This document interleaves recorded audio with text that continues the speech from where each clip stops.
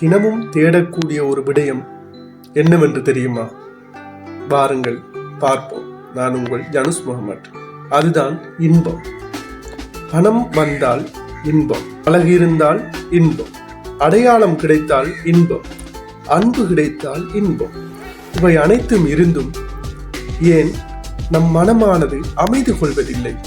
ஏனென்றால் நாமோ இன்பத்தினை ஒரு உணர்ச்சியாக கருதாமல் அதனை ஒரு தப்பிப்பாக பார்க்கின்றோம்.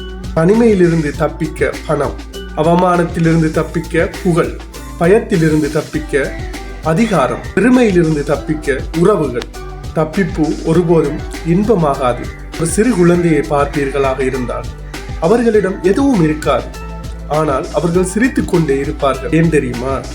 அவர்கள் இத்தருணத்தை சண்டையிட்டு போராட விரும்புபவர்கள்.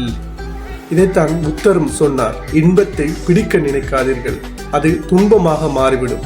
இன்பத்தை புரிந்து கொள்ளுங்கள், அது அமைதியாக மாறும் என்று. அதே போன்று அரிஸ்டோட்டிலும் கூறினார், மகிழ்ச்சி பொருள் அல்ல, அது நாம் வாழும் விதம் என்றார்.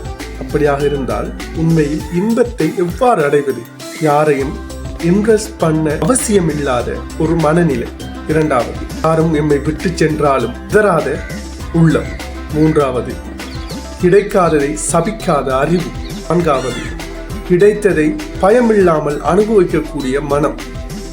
இன்பம் என்பது சேர்க்கை மாத்திரமல்ல, நம் உள்ளே இருக்கின்ற போராட்டங்களை நிறுத்துவதுமே.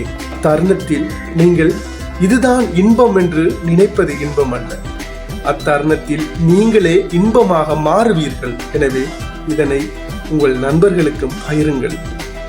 மீண்டும் விரைவில் நாம்